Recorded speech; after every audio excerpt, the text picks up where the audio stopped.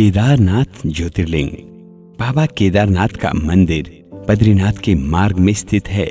केदारनाथ समुद्र तल से 3584 मीटर की ऊंचाई पर स्थित है। केदारनाथ का वर्णन स्कंद पुराण एवं शिव पुराण में भी मिलता है। यह तीर्थ भगवान शिव को अत्यंत प्रिय है।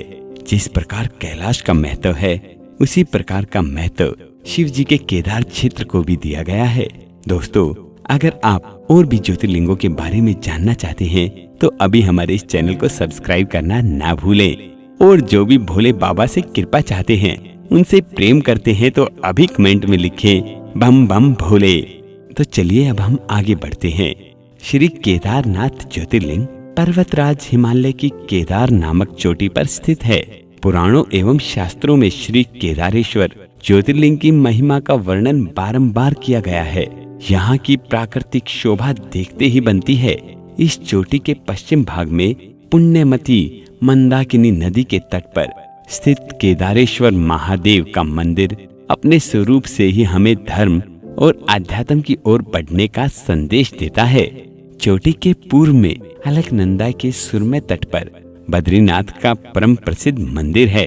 अलकनंदा और मंदाकिनी ये दोनों नदियाँ नीचे रुद्रप्रयाग में आकर मिल जाती हैं। दोनों नदियों की यह संयुक्त धारा नीचे देवप्रयाग में आकर भागीरथी गंगा से मिल जाती है। इस प्रकार परम पावन गंगा जी में स्नान करने वालों को भी श्री केदारेश्वर और बद्रीनाथ के चरणों को धोने वाली जल का स्पर्श सुलभ हो जाता है। इस अतीत पवित्र पुण्य फलदायी ज्योतिर्लिंग की स्थापना के विषय में पुराणों में ये कथा वर्णित है। अनंत रत्नों के जनक, अतिशय पवित्र तपस्वियों, ऋषियों, सिद्धों, देवताओं की निवास भूमि पर्वतराज हिमालय के केदार नामक अत्यंत शोभाशाली श्रृंग पर महातपस्वी श्री नर और नारायण ने बहुत वर्षों तक भगवान शिव को प्रसन्न करने के लिए बड़ी कठिन तपस्या की। कई हजार वर्षों तक वे निराहार रहकर एक पैर पर खड़े होकर शिव नाम का जाप करते रहे। इस तपस्या से सारे लोगों में उनकी चर्चा होने लगी। देवता, ऋषि, मुनि या गंधर्व सभी उनकी साधना और संयम की प्रशंसा करने लगे। चराचर के पितामह ब्रह्मा जी और सबका पालन पोषण करने वाले भगवान विष्णु भी महातपस्वी नर नारायण के तप की भूरी भूरी प्रशंसा करने लगे। अंत में भगवान शंकर जी भी उनकी उस कठिन साधना से प्रसन्न हो उठे।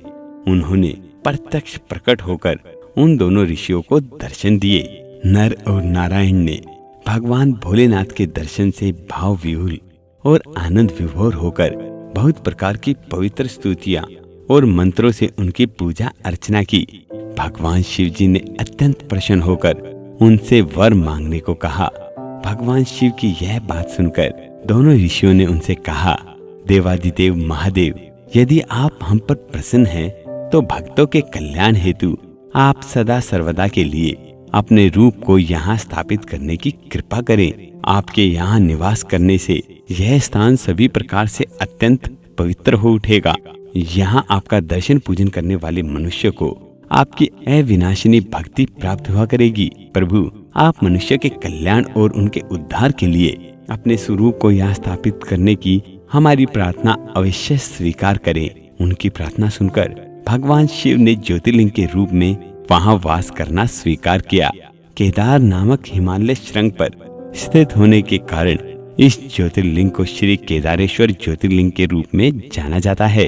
भगवान शिव से वर मांगते हुए नर और नारायण ने इस ज्योतिर्लिंग और इस पवित्र स्थान के विषय में जो कुछ कहा है वह आज भी सत्य है। इस ज्योतिर्लिंग के दर्शन पूजन तथा यहाँ स्नान करने से भक्तों को लौकिक फलों की प्राप्ति होने के साथ साथ अचल शिव भक्ति तथा मोक्ष की प्राप्ति भी हो जाती है।